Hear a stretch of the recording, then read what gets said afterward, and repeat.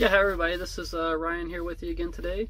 Today I wanted to go over fixed and variable cost. I know I've been talking about that in a couple of my other previous videos, and just wanted to throw that information out there and get that cleared up.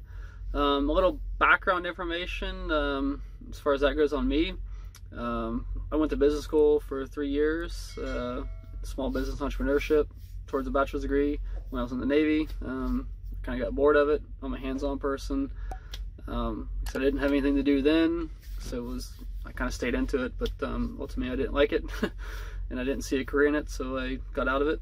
I've been to flight school as well.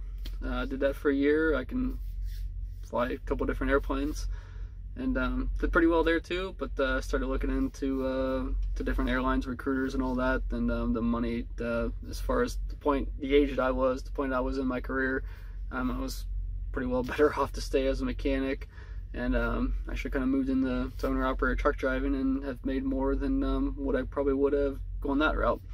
So I'll get right into it. The reason if you're changing companies, or if you're coming from a company driver to an owner-operator, I mean, when you get into a truck deal or looking at a company, you got to know all your costs, what your costs are per mile, and yearly, annually, all that good stuff.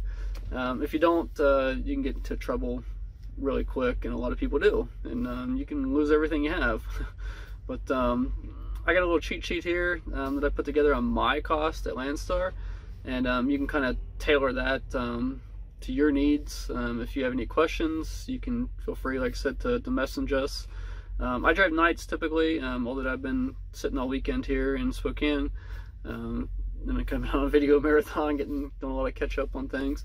But I will get back to you eventually. Like I said, it may take a day or day and a half, but I will get back to you and answer those questions.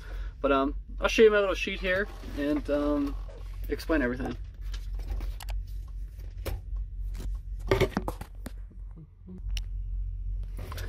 Okay. So, like I said, sorry, I grew up in the cursive age, so I apologize for my terrible handwriting.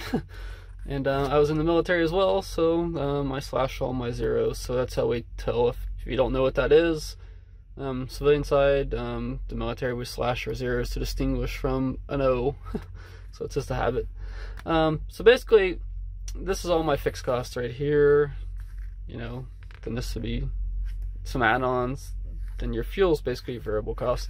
But we'll start at the top. So I got my plates and permits. That's $1,900 a year. So all these costs, you got to figure out your monthly cost, times those by 12, obviously, to get your yearly cost. But again, we'll start off with plates and permits at $1,900 a year. My unladen bobtail insurance, $1,080 a year. Contractor protection or workman's comp, however they want to put it, it's at $1,680 a year. My EOD airtime, $360 a year. Comprehensive collision insurance, $1,620 a year. And this is one you gotta watch out for. I mean, if you're gonna buy, if you're gonna buy an expensive truck, you're getting a new truck, or you're leasing a new truck, you know, $120,000, $150,000 truck, that cost could jump up to $6,000, $7,000 a year. So be mindful of that. That could be a major game changer. Your $2,290 insurance or tax to the IRS is $550 a year. And truck payment, I put down $1,300 a month, which basically puts me at $1,560 a year. So for a total cost, $22,790. So basically, I like to figure my cost at 100,000 miles a year is a good average for me. Usually I'm more than that, but so that would put me about 23 cents a mile. So if I bump up to 120, that'd basically put me down to 19 cents per mile. So the more, it's just like a factory. You build a big factory and you run a production line, you know, you paid for that factory, you're paying your taxes, utilities and all that, and basically those costs, the more you produce, that cost goes down because you've already paid for those costs. I like to add a maintenance in here at 15 cents per mile. That gives me $15,000 a year. If you don't have a truck payment or something, you might want to up that to 25, 30 cents a mile, and that'll give you $25,000, $30,000 a year on that 100,000 miles. I like to add 5 cents a mile for my tolls, fuel taxes, parking, miscellaneous items. That gives me $5,000 a year for that. Then your fuel.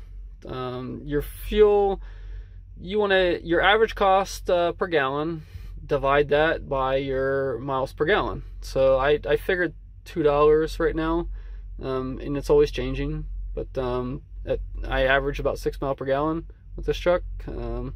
So that puts me at about 33 cents a mile. So if we jump back up to pre-COVID-19 and, you know, Saudi, Russian oil war type deals, I was about 42 cents a mile, 42, 44 cents per mile. So that's something you got to take into account. That's always changing. But so with all that taken into account, that puts me at about 76 cents per mile. And like I said, I like to take home about 80, 90 cents a mile, since, you know, we don't have any retirement or anything like that or benefits out here. So you know, I like to be, before I hit a dock, I want to be at least $1.50 a mile, you know, to the truck, to me. So that's all something you need to take into account. So let me switch this.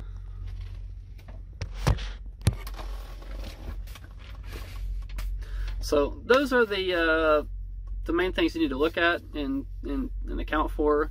And like I said, if actually I want to tell you all this story.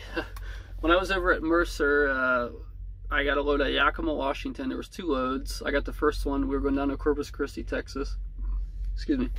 And there was another guy that was behind me. I got the first load. I got down there. I was there early in the morning. He showed up about an hour later. I was almost finished.